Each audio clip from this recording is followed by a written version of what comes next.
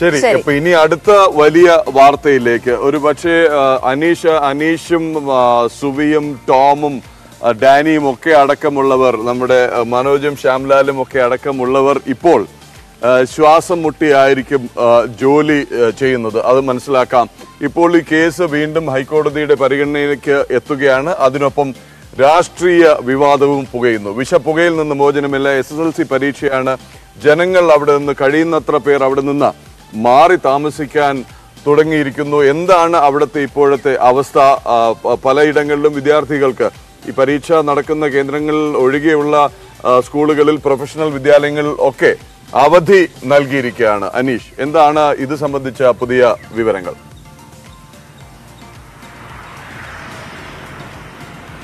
കൊച്ചി നഗരത്തിലും സമീപപ്രദേശങ്ങളിലുമുള്ള പഞ്ചായത്തുകളിലെയും ആളുകൾ ഈ ഹൈക്കോടതിയുടെ ഭാഷയിൽ പറഞ്ഞാൽ ഗ്യാസ് ചേമ്പറിൽ അകപ്പെട്ടിട്ട് ഒരാഴ്ച പിന്നിടുകയാണ്. ഇപ്പോഴും നമുക്ക് ഈ വഴിയിൽ കാണാം, നമ്മളേറെ തിരക്കേറിയ ഹൈവേയിലാണ് നിൽക്കുന്നത്. ഈ ഹൈവേയിൽ ഒരു വശത്ത് കാണാം പുകമഞ്ഞ് പോലെ വ്യാപിച്ച് കിടക്കുന്ന പുക. ഇപ്പോഴും ഈ പുകയ്ക്ക് യാതൊരു വിധത്തിലുമുള്ള ശമനം ഉണ്ടായിട്ടില്ല എന്നാണ് ഏറ്റവും ശ്രദ്ധേയമായ കാര്യം. ഇന്നലെ മുഖ്യമന്ത്രിയുടേതടക്കം നേതൃത്വത്തിൽ ഈ ഉന്നതതല യോഗം ചേരുകയും പുക എത്രയും പെട്ടെന്ന് ശമിപ്പിക്കുന്നതിനുള്ള നീക്കങ്ങൾ ആലോചിക്കണം, അല്ലെങ്കിൽ അത് യുദ്ധകാലാടിസ്ഥാനത്തിൽ കൈക്കൊള്ളണമെന്ന് പറയുകയും ചെയ്തിരിക്കുന്നു. നിരവധി മണ്ണുമാന്തി യന്ത്രങ്ങളാണ് ഇന്നലെ രാത്രി മുതൽ ഈ ബ്രഹ്മപുരത്ത് പ്രവർത്തിക്കുന്നത്. അവ ഈ ചവറ് കൂനെ ഇളക്കി അതിൻ്റെ അടിഭാഗത്ത് പടർന്നിരിക്കുന്ന തീ കെടുത്തുക എന്നൊരു ശ്രമകരമായ ദൗത്യമാണ് ചെയ്യുന്നത്. ഈ ഹെലികോപ്റ്ററുകളും മറ്റ് ഈ വെള്ളം തളിക്കുന്ന യന്ത്രങ്ങളുമൊക്കെ ഉപയോഗിച്ച് ഈ മുകൾ തട്ടിലേക്ക് വെള്ളം തളിച്ചാലും ഈ അടിത്തട്ടിലേക്ക് ഏതാണ്ട് മീറ്ററുകളോളം ആഴത്തിലാണ് തീ പടർന്നിരിക്കുന്നത്. അവ കെടുത്തിയില്ലെങ്കിൽ ഈ പുറമേയുള്ള തീ കെടുത്തിയാലും ഈ താഴെയുള്ള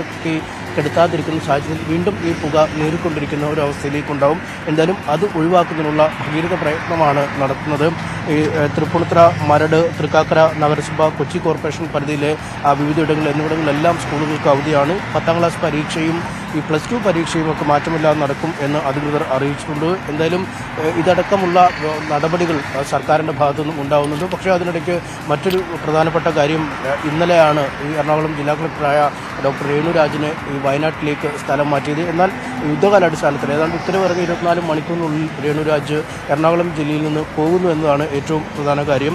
പുതിയ കളക്ടറായ NSK ഉമേഷ് ഇന്ന് എറണാകുളം ജില്ലാ കളക്ടറായി 9-ഓടുകൂടി ചുമതല ഏറ്റെടുക്കും എന്ന വിവരവും അറിയിച്ചിരിക്കുന്നു. അതായത് ഒരു കളക്ടറുടെ സ്ഥലമാറ്റം ഉണ്ടായി 24 മണിക്കൂറിനുള്ളിൽ പുതിയ കളക്ടർ ചുമതല ഏറ്റെടുക്കുക എന്ന ഒരു നടപടിക്രമം ഇന്നുണ്ടായിരിക്കുന്നു. അതുകൊണ്ട് കൃത്യമായ ഈ ദുരന്ത നിവാരണ പ്രവർത്തനങ്ങൾ ഏകോപിപ്പിക്കുന്നതിൽ ഒരു വീഴ്ച കളക്ടറുടെ ഭാഗത്തുനിന്നും ഉണ്ടായി എന്ന ഒരു കോടതി വിമർശനത്തിലേക്ക് ഒരു സ്ഥിരീകരണം ലഭിക്കുന്ന ഒരു നീക്കം തന്നെയാണ് സർക്കാരിൻ്റെ ഭാഗത്തുനിന്നും ഉണ്ടായിരിക്കുന്നത്. ഇന്നലെയും കോടതിയുടെ ഭാഗത്തുനിന്നും രൂക്ഷമായ വിമർശനങ്ങൾ ഉണ്ടായിരുന്നു. തീ കെടുത്തുന്നതിന് യുദ്ധകാലാടിസ്ഥാനത്തിൽ നടപടികൾ തീർക്കണം, ഒപ്പം മാലിന്യ നിർമ്മാർജ്ജനവുമായി ബന്ധപ്പെട്ട ശാസ്ത്രീയമായ നടപടിക്രമങ്ങൾ ഈ അധികൃതരുടെ ഭാഗത്തുനിന്നും ഉണ്ടാവണം എന്നതടക്കമുള്ള കൃത്യമായ നിർദ്ദേശങ്ങൾ സർക്കാരിന് നൽകിയിരുന്നു. ഇനി കേസ് അടുത്ത ദിവസം പരിഗണിക്കാനിരിക്കെയാണ് വളരെ പെട്ടെന്ന് തന്നെ കളക്ടറുടെ ഒരു സ്ഥലമാറ്റം ഉണ്ടായിരിക്കും. നമുക്കറിയാം, കുട്ടികൾക്കടക്കം വലിയ ബുദ്ധിമുട്ട് നിറഞ്ഞ ഒരു സാഹചര്യത്തിലൂടെയാണ് കടന്നു പോകുന്നത്. കാരണം SSLC പരീക്ഷ ഇന്ന് തുടങ്ങുകയാണ്. ദിവസങ്ങളോളം കണ്ണുനീരിയും തലവേദനയുമൊക്കെയാണ് ഈ കുട്ടികൾ SSLC പരീക്ഷയ്ക്ക് വേണ്ടിയുള്ള തയ്യാറെടുപ്പുകൾ നടത്തുന്നത്. എന്തായാലും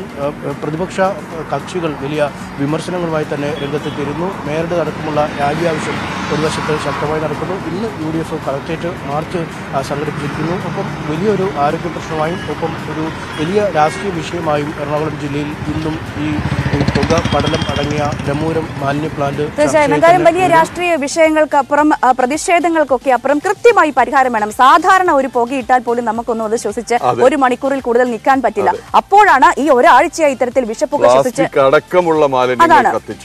പ്രത്യേകിച്ചും SSLC പരീക്ഷ ഇന്ന് തുടങ്ങുന്നു, നാളെ +2 പരീക്ഷ തുടങ്ങുന്നു. ഈ പൊതുപരീക്ഷകൾക്കപ്പുറം വിദ്യാർത്ഥികൾ, സാധാ വിദ്യാർത്ഥികളുടെ ടേം പരീക്ഷ ഇങ്ങനെ നടന്നുകൊണ്ടിരിക്കുന്ന സമയമാണ്. അങ്ങനെ എല്ലാ വിദ്യാർത്ഥികൾക്കും പരീക്ഷയുള്ള സമയമാണ്. ആ സമയത്താണ് ഈ നഗരമേഖലകളിൽ ഉള്ള സ്കൂളുകൾക്ക്, ഈ പ്രശ്നബാധിത മേഖലയിലെ സ്കൂളുകൾക്ക് കളക്ടർ എന്തായാലും അവധി പ്രഖ്യാപിച്ചിട്ടുണ്ട്. പക്ഷേ ഇതിനൊക്കെ ആദ്യത്തെ ഉത്തരവ് പോലും വിവാദവും വിചിത്രവും ആയിരുന്നു.